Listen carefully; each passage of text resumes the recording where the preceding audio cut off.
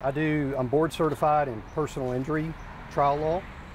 Been doing that for 18, 19 years.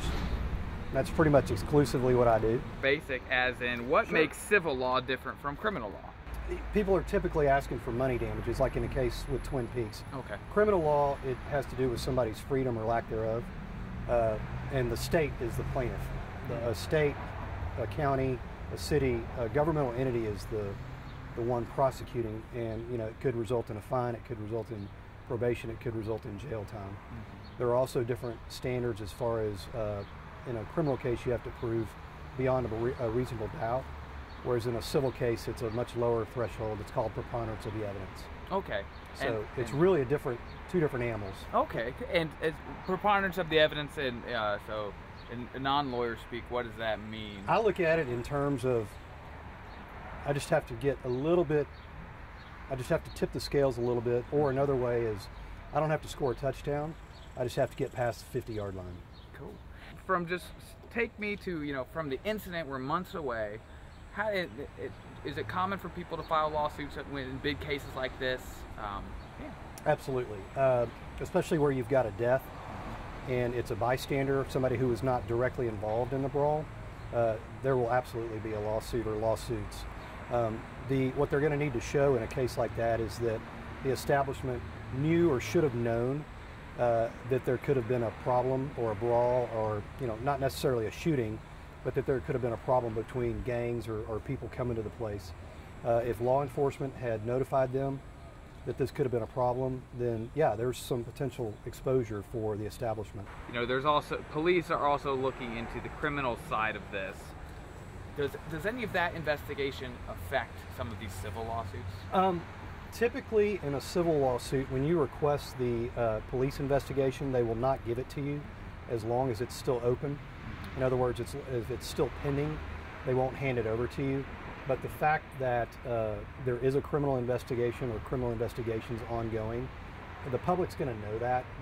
Everybody that's going to sit on this jury is going to know about what happened in Twin Peaks, or at Twin Peaks in Waco, and that the police are investigating. The big difference in a case like this, I think, is whether or not the plaintiff was directly involved in the brawl or in the scuffle.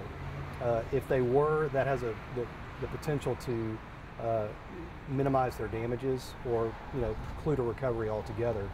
If they are truly a bystander and they're just with their family having a meal or a beer or whatever, I think the value of the case is going to go up. So it's kind of, if I'm defending the plaintiff, I'm saying I'm a Joe Texan, had no idea this was going to happen, and here's why.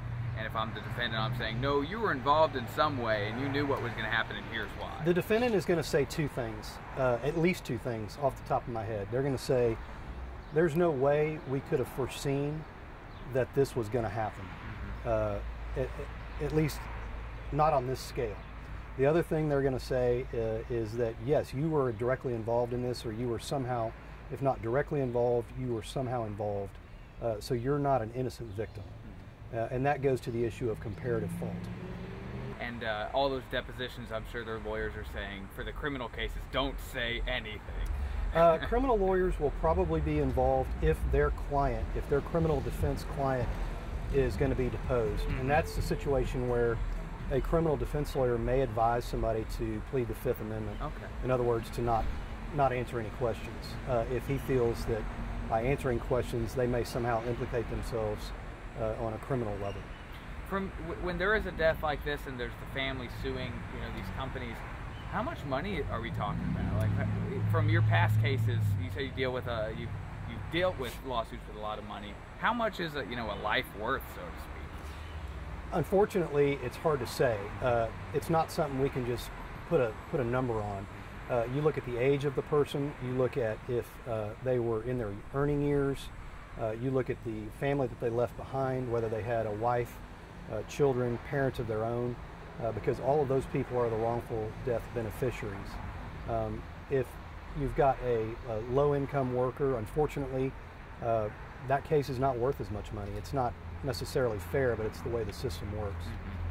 Anything else you want to talk about, or stands out in this case? Or I'm trying to think. If you were representing these people, well, you've kind of already talked about that. You got to prove that Twin Peaks knew this was going to happen. Right. My first aim, or my first goal, would be to start interviewing witnesses, as many as I could, taking recorded statements, doing depositions, to establish that Twin Peaks either knew or should have known that there was a problem coming, and that could include employees of Twin Peaks. It could be law enforcement saying that they had warned Twin Peaks in advance of this to not hold an event, or that you need to have extra security, or whatever it may be. But everything you can do in order to establish that Twin Peaks knew or should have known that a problem was coming.